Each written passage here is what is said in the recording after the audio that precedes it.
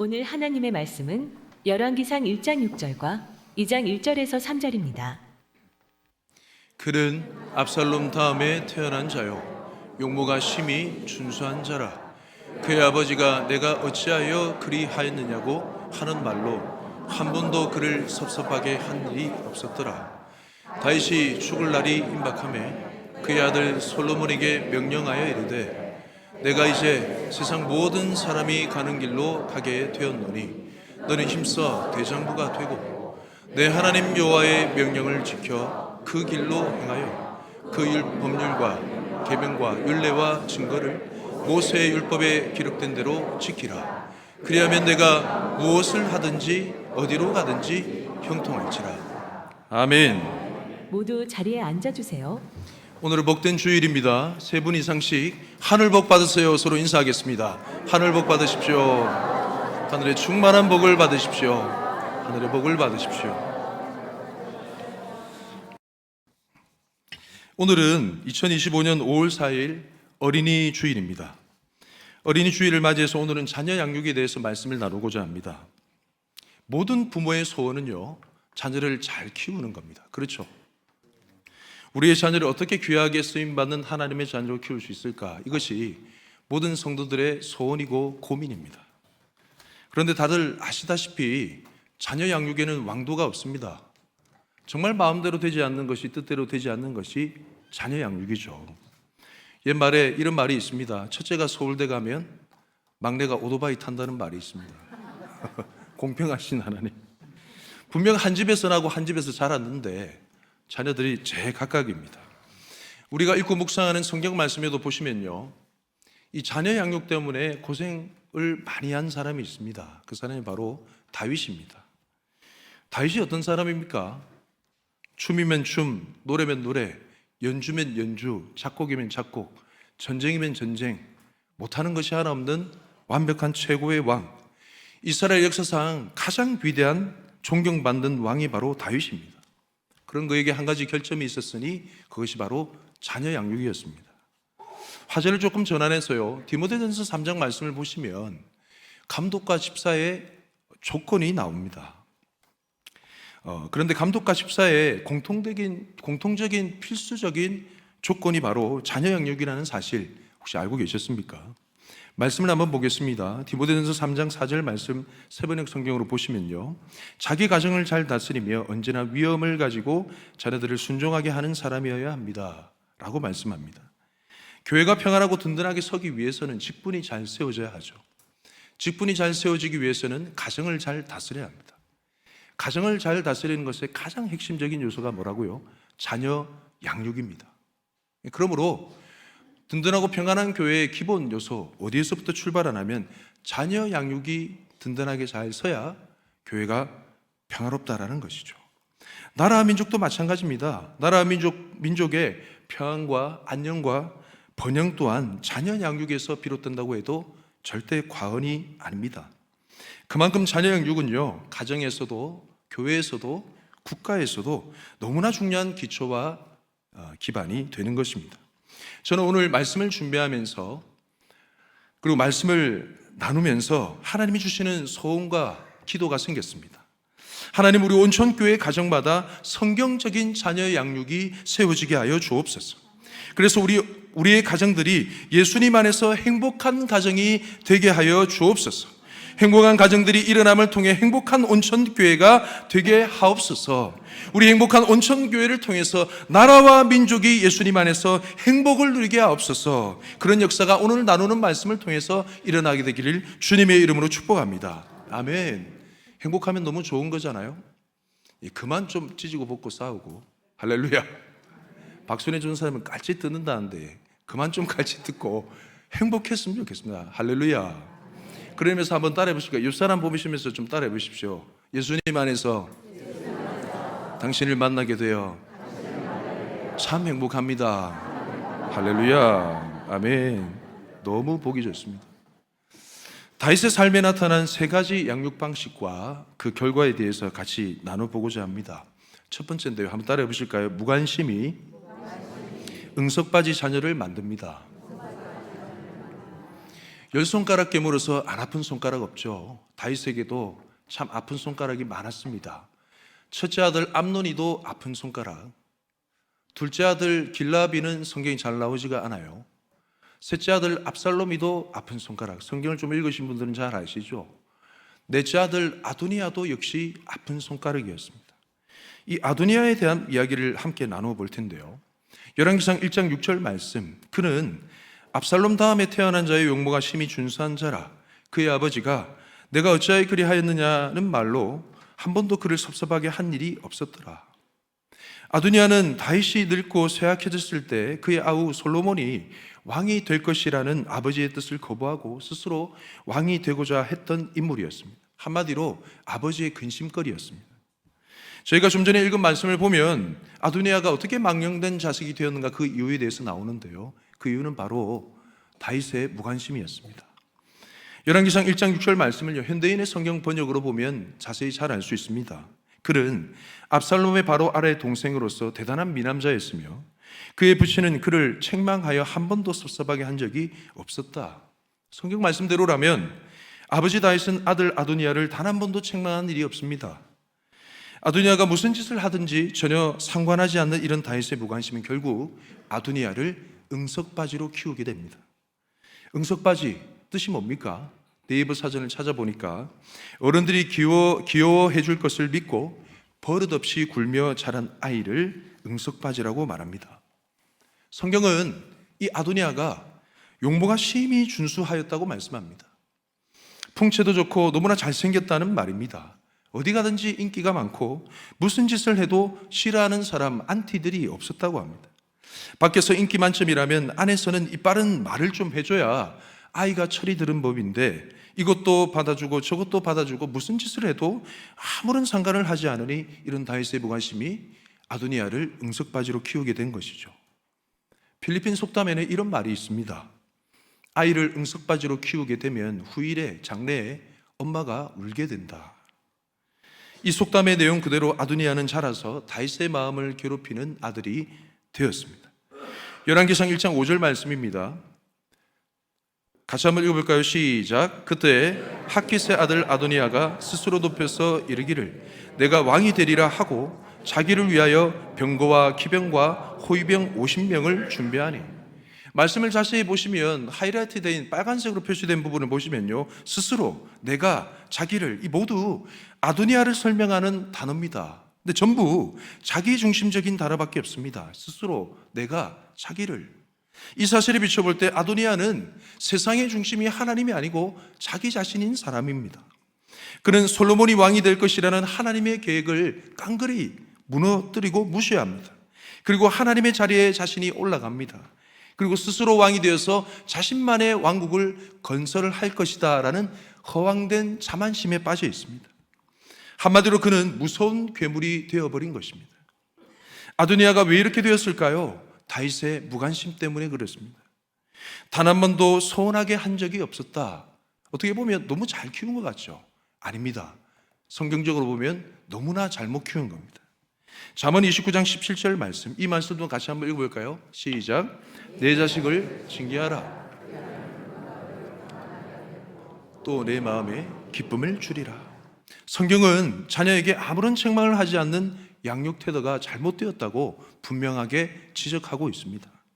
도리어 자녀를 책망하고 자녀를 징계하라고 말씀합니다.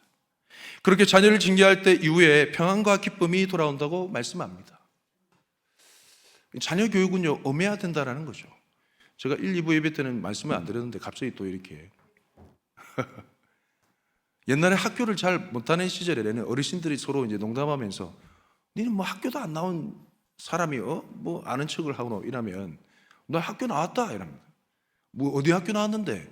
여름 성경학교 나왔다 이랍니다. 좋은 학교 나왔네. 옛날에는요, 여름 성경학교를 지금처럼 안 들었습니다. 저는 라떼가 좋다고 생각합니다. 무슨 얘기냐? 옛날에 여름 성경학교에 도장 받았던 거 기억하십니까? 애들이 새벽기도 나와야 도장 다 받습니다. 아이들이 여름 성경학교 때 새벽기도 나왔다니까요. 모르는 것처럼 이 앉아 계십니까? 여름 성경학교 때 제일 무서운 사람이 누군지 아시죠? 말씀 암송 체크하는 사람. 말씀 암송 못하면 진짜 밥 안 줬습니다. 맞지? 얘? 진짜 밥을 안 줬어요. 맞다고 지금 벨이 울리잖아요, 지금. 암송을 못하면, 심지어 새 가족, 새 친구를 데려왔어요.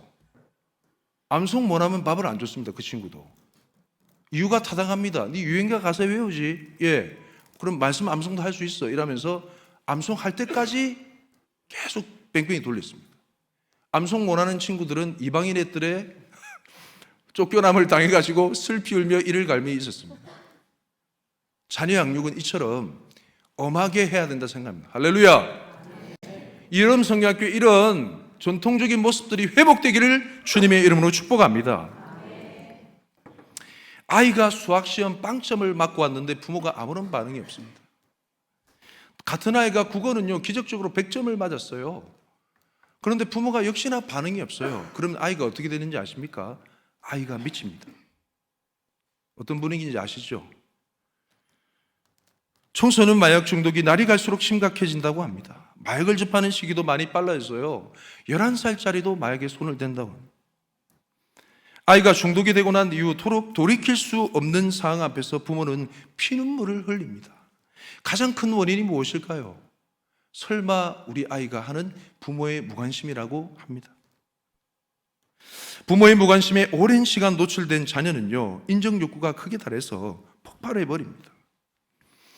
그래서 자기 자신이 인정받기 위해서는 무슨 짓을 할지 모르는 괴물이 되어버립니다. 이런 사람은 자신이 어떤 비인륜적인 잘못을 해도 아무런 죄책감을 느끼지 못합니다. 오히려 자신이 늘 피해자라고 이야기하고 상대방이 잘못이라고 말합니다.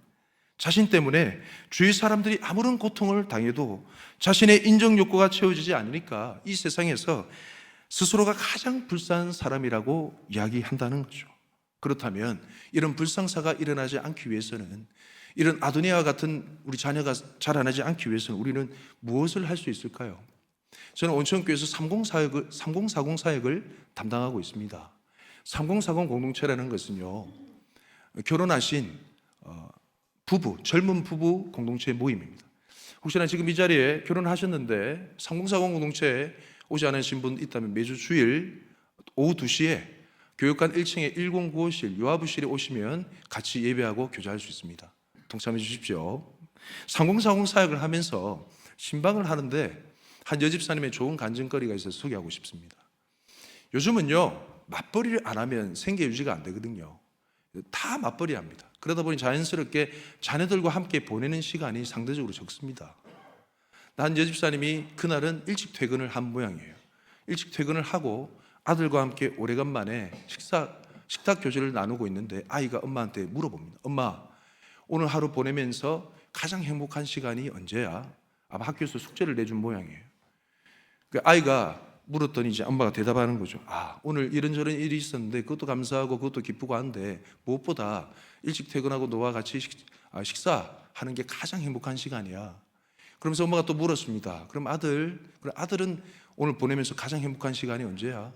이렇게 얘기하니까 아들이 이렇게 대답하더랍니다. 지금 엄마랑 눈을 마주치면서 대화하는 시간이 가장 행복해. 그 엄마가 울었답니다. 아이들이 요구하는 것은요 많은 사랑과 관심이 아니에요. 그 조그만한 눈을 마주치면서 대화하는 그 시간이 그렇게 그리웠던 것입니다. 한 개척교회 이야기입니다.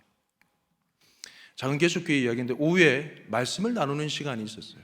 여전도사님이 말씀을 전했는데 한 초등학교 5학년 여자아이가 은혜를 받았습니다. 전도사님이 찾아오는 거예요. 전도사님 드릴 말씀이 있습니다. 무슨 얘기냐? 제가 스트레스가 좀 많은 것 같아요. 무슨 스트레스를 받니? 학교에 갔는데 담임선생님이 아무런 이유 없이 아무런 잘못을 하지 않았는데 괴롭힌다는 거예요. 매일같이. 얘기를 들어보니까 이 담임선생님이 감정의 조절이 잘 안 되는 분이십니다. 그 친구뿐만 아니고 다른 전체 아이들, 반 전체 아이들을 다 괴롭게 하는데 그 친구는 이 잘못을 하지 않았는데 괴롭힘 당하는 게 견딜 수 없는 친구입니다. 아무에게도 부모에게도 얘기하지 않고 얘기 못하고 혼자 끙끙 앓는데 몸에 병이 나타나는 거예요. 설사병이 일어나고 몸에 알레르기 반응이 일어나서 피부 발진이 나는데 부모는 그 속도 모르고 병원에만 데려가고 약을 지어서 나수고 이걸 반복하는 겁니다.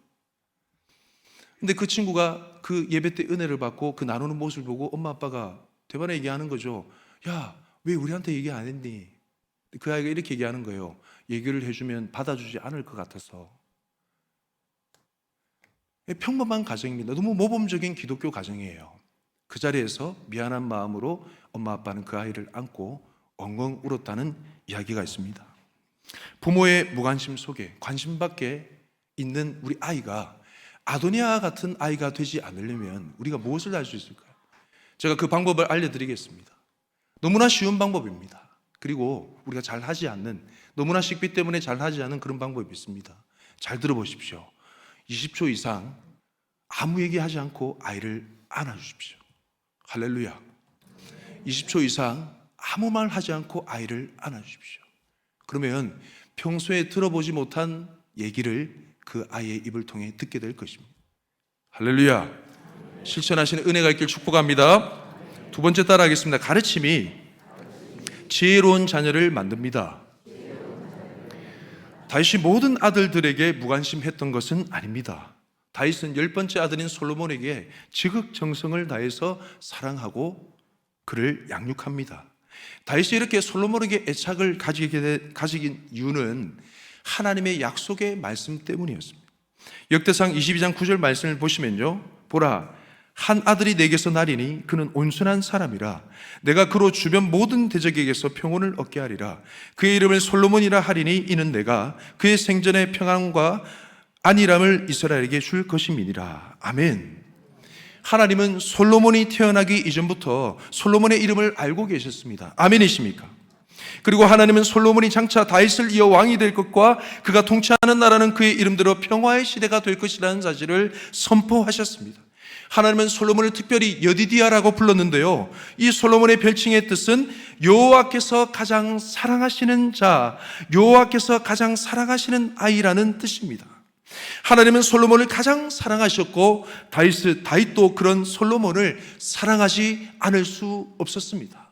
이 말씀처럼 저와 여러분을 하나님은 가장 사랑하시는 줄 믿습니다. 하나님은 이처럼 저와 여러분의 가정에 있는 자녀들을 가장 사랑하시는 분이신 줄 믿습니다. 그 사실을 믿으실 주님의 이름으로 축복합니다. 솔로몬을 향한 다윗의 사랑과 관심은 가르침으로 나타났습니다. 성도 여러분, 한번 물어보겠습니다. 저와 여러분의 자녀가 세상 가운데서 세상 사람들처럼 살기를 원하십니까? 아니면 하나님의 사명을 감당하는 하나님의 사람으로 자라나기를 원하십니까? 하나님의 사람으로 자라나기를 원하시는 줄 믿습니다. 아멘. 그렇다면 조건이 있어요. 조건이 있습니다. 가르치셔야 합니다. 아멘. 가르치셔야 돼요. 이것이 하나님의 명령입니다. 잠언 22장 6절 말씀을 같이 한 목소리로 읽어볼까요? 시작. 마땅히 행할 길을 아이에게 가르치라. 그리하면 늙어도 그것을 떠나지 아니하리라. 아멘. 마땅히 행할 길을 아이에게 가르쳐야 합니다. 다른 이유가 없습니다. 하나님의 명령이기 때문에 그렇습니다. 그리고 자녀를 사랑하는 길이기 때문에 그렇습니다.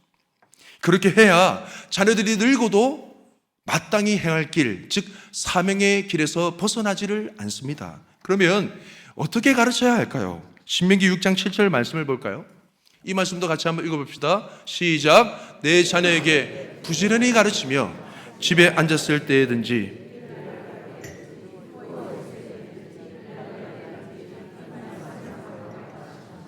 아멘. 하나님이 어떻게 가르치랍니까? 부지런히 가르치라고 말씀하십니다. 참 인상적인 부분이요, 여기 부지런히 가르치라는 이 단어가 같은 성경인 신명기 32장 41절 말씀에는 칼을 갈다라는 전쟁용어로 쓰였다는 점입니다. 부지런히 가르치라, 이 말이 칼을 갈다라는 똑같은 단어로 쓰였다, 이 말입니다. 따라서 부지런히 가르치다라는 말씀은요, 단순한 가르침에 대한 교훈의 말씀이 아닙니다. 우리 자녀들이 가정을 벗어나서 학교와 직장과 사회로 나가기 전에 전쟁을 준비하듯이 비장한 마음과 자세로 그렇게 가르치라는 뜻입니다. 아멘이십니까? 성도 여러분, 우리는 이 말씀을 묵상하면서 전시사항과 같은 시대적인 분위기를 읽을 수 있어야 합니다. 우리는 지금 전쟁 중입니다. 아까 말씀 전하기 전에 이은규 장로님 기도 기억하십니까? 구구절절한 그 내용을 우리 성도님들 꼭 숙지하시고 유념하시길 축복합니다. 지금 사회는요, 너무나 반성경적이고 반기독교적인 그런 문화들이, 그런 태세들이 가득합니다. 우리 자녀들이 학교에 가면 그것에 노출되게 되어 있습니다. 그러므로요, 사랑하는 우리 자녀가 세상에 나가서 세상의 것으로 충만하여 그 반기독교적이고 반성경적인 것으로 충만하여 그 영혼이 죽어갈지, 아니면 하나님의 말씀으로 충만하여 세상을 능히 이기고 승리할지는 이 모든 결과가 우리 부모님들의 입에 달려 있다는 사실을 꼭 명심하시기 축복합니다. 아멘. 너무나 중요한 내용이라. 전쟁입니다. 전쟁이라고요. 그러므로 말씀을 가르치는 시간은요, 단순히 지식 전달의 시간이 아닙니다. 영적인 시간인 줄 믿습니다. 예수님의 말씀을 한번 볼까요? 요한복음 6장 63절 말씀입니다. 살리는 것은 영이요. 같이 한번 읽어볼까요? 시작. 살리는 것은 영이요, 육은 무익하니라. 내가 너에게 이른 말은 영이요 생명이라. 우리가 입을 열어 가르치는 예수님의 말씀은 절대 육이 아니요 영입니다. 아멘. 영입니다. 말씀의 영입니다. 영이 나가고 영이 들어가는 거예요. 아멘.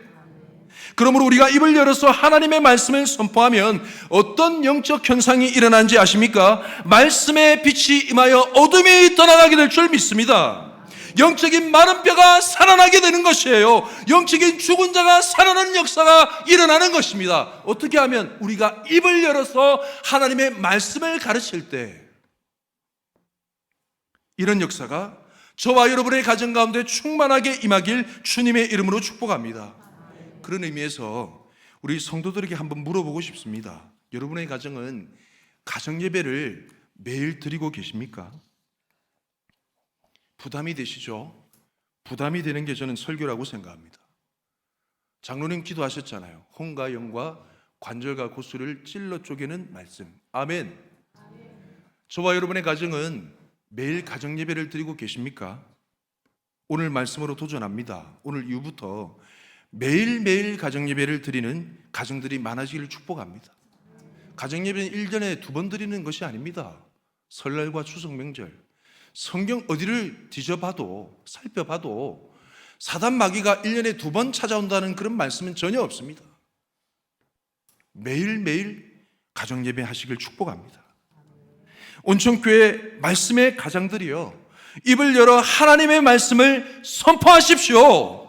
예수께서 입을 열어 가르치실 때 하나님의 나라가 갈급한 심령 위에 임한 것처럼 부모 세대가 입을 열어 하나님의 말씀을 가르칠 때 자녀 세대 위에 하나님의 나라가, 성령의 충만이, 성령의 지혜가 임할 줄 믿습니다. 아멘. 임할지어다. 아멘 할 때까지 임할지어다. 모두 다 아멘 할 때까지 임할지어다. 아멘. 다윗은 솔로몬을 두고 가정 예배를 실천했습니다. 어려서부터 그를 주의 교훈과 훈계로 가르쳤습니다. 그리고 저희가 읽었던 본문인 열왕기상 2장 1절부터 3절 내용처럼 다윗은 임종 직전까지, 죽기 직전까지 솔로몬을 침상 가까이 불러 주의 교훈과 훈계와 마땅히 행할 바를 가르쳤습니다. 다윗이 솔로몬을 가르치면서 무엇보다 강조한 내용은 바로 하나님의 지혜였습니다. 잠언 4장 7절 말씀, 이 말씀도 같이 읽어봅시다. 시작. 지혜가 제일이니 지혜를 얻으라. 내가 얻은 모든 것을 가지고 명철을 얻을지니라. 이 잠언 4장 말씀을 시간 되시면 읽어보십시오. 다윗이 솔로몬에게 한 교육의 내용인데 지혜가 계속 도배가 되어 있습니다. 계속 지혜가 나옵니다. 다윗은 솔로몬이 어릴 때부터 하나님의 지혜를 구할 것을 말 그대로 귀에 못이 박히도록 강조하며 가르쳤습니다. 귀에 못이 박히도록. 그 결과 솔로몬이 왕이 되었을 때 그는 하나님의 지혜를 구하여 전무후무한 지혜의 왕이 되었습니다. 각 가정에서 이제 가정 예배를 드리실 텐데요, 자녀를 위해 기도하실 거잖아요. 그때 이 기도를 꼭 하시기 바랍니다. 한번 따라해 보실까요? 하나님, 우리 자녀에게 하늘의 지혜와 성령으로 충만하게 하옵소서. 한 번 더요. 하나님, 우리 자녀에게 하늘의 지혜와 성령으로 충만하게 하옵소서. 아멘. 말씀을 하나 보겠습니다. 사도행전 6장 10절 말씀 시작. 스데반이 지혜와 성령으로 말함을 그들이 능히 당하지 못하여 어떻게 저와 여러분의 자녀들이 세상 죄악 가운데 나가서 무엇으로 승부하게 키우시겠습니까? 오직 하나님의 지혜와 성령 말고는 없는 줄 믿습니다.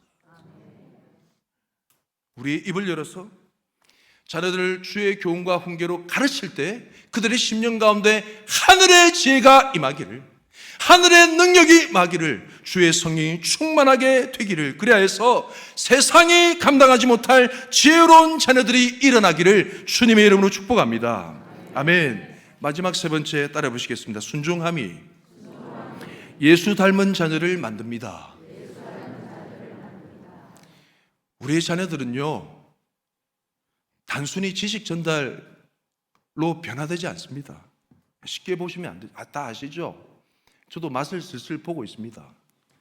단순히 지식 전달한다고 해서 아이들이 변화되지 그래, 뭐 많이 알고 계시네, 이 정도 그걸로 변화되지 않습니다.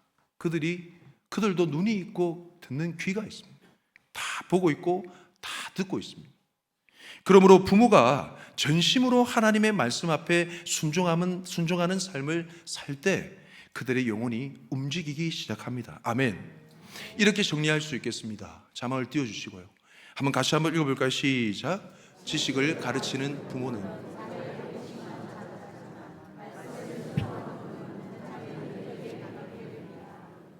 한 번만 더 읽어보겠습니다. 시작. 지식을 가르치는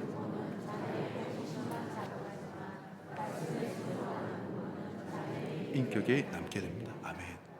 말씀을 준비하면서 제가 깨달은 진리입니다. 다윗의 일생은요, 하나님께 모든 대수사를 묻고 하나님이 말씀하시는 대로 순종하는 인생이었습니다. 아멘. 대표적인 예가 사무엘하 2장 1절 말씀에 나오는데요, 그 후에 다윗이 여호와께 여쭈어 아뢰되 내가 유다 한 성읍으로 올라가리이까? 여호와께서 이르시되 올라가라. 다윗이 아뢰되 어디로 가리이까? 이르시되 헤브론으로 갈지니라. 하나님, 올라갈까요 말까요? 하나님, 어디로 갈까요? 이 모든 것을 다윗은 하나님께 물었습니다. 그리고 구체적인 응답에 따라 순종하며 살았습니다. 이렇게 하나님께 묻고 그 음성에 순종하는 삶, 보기에는 참 쉬워 보입니다.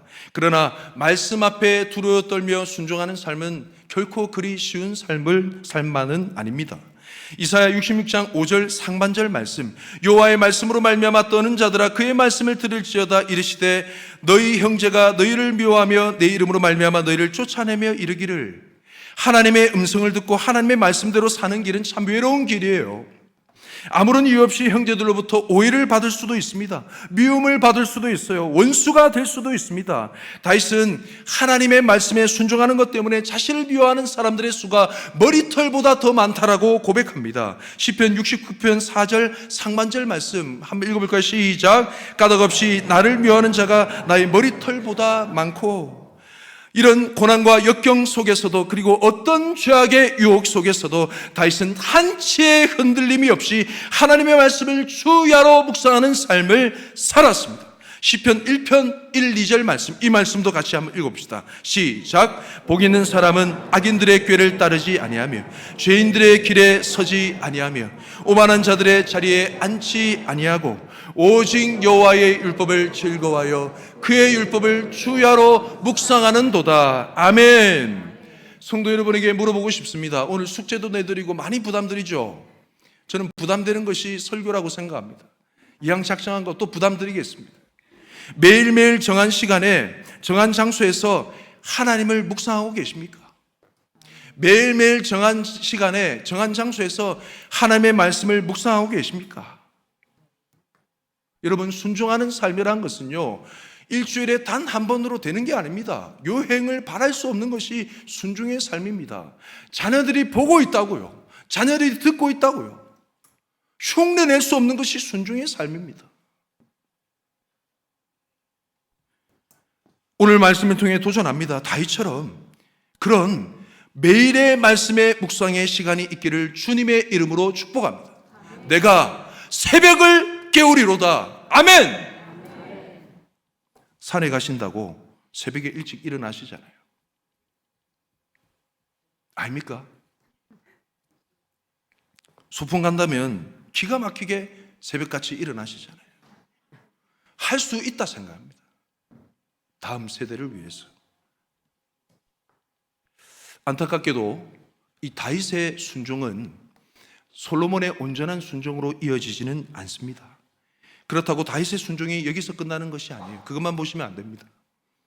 참 놀랍게도 하나님은 다윗의 온전한 순종을 받으셨습니다. 아멘. 그리고 그의 순종을 통하여서 다윗의 후손으로서 예수님을 이 땅에 보내십니다. 예레미야 23장 5절 말씀 시작. 여호와의 말씀이니라. 보라, 때가 이르리니 내가 다윗에게 한 의로운 가지를 일으킬 것이라. 그가 왕이 되어 지혜롭게 다스리며 세상에서 정의와 공의를 행할 것이며. 아멘. 이 말씀에서 한 의로운 가지는 바로 예수님이십니다. 결국 다윗의 순종은 예수님의 온전한 순종으로 완성된 것입니다. 다윗이 말씀을 붙들고 순종하였던 걸음은 이 땅에 오셔서 말씀을 온전히 이루시는 예수님의 걸음으로 이어졌고, 다윗이 하나님의 말씀으로 인해 고난과 고통을 당하는 그 현장과 그 순간은 이 땅에 예수님의 십자가의 고통으로 연결되었습니다.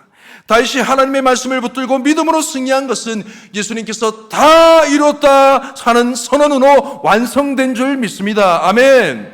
이처럼 우리 부모 세대의 순종은 자녀 세대의 순종으로 이어지게 되는 것입니다. 부모가 말씀을 붙들고 걸어가는 외길 인생은 자녀가 걸어가게 되는 외길이 될 것이고, 부모가 말씀 때문에 고통받고 고난받는 그 길은 자녀들의 십자가의 길이 될 것입니다. 부모가 달려갈 길을 다 마치고 믿음을 지킨다면 우리 자녀의 삶에도 승리를 주시는 주님께서 말씀으로 동행할 줄 믿습니다. 아멘.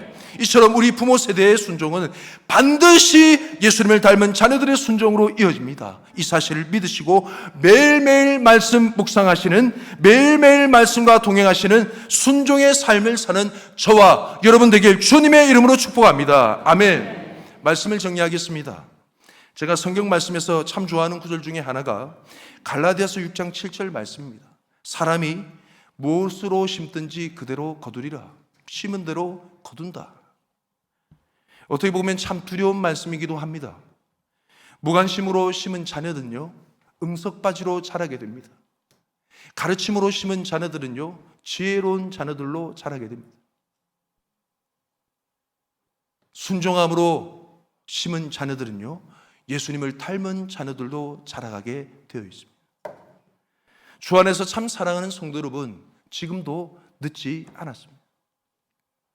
무관심에서 순종함으로 자녀를 향한 우리의 태도를 바꿀 때 우리의 자녀가 하나님을 기쁘시게 하는 예수님을 닮은 자녀로 자라게 되고, 우리의 가정이, 저와 여러분의 가정이 행복한 가정이 될 줄 믿습니다.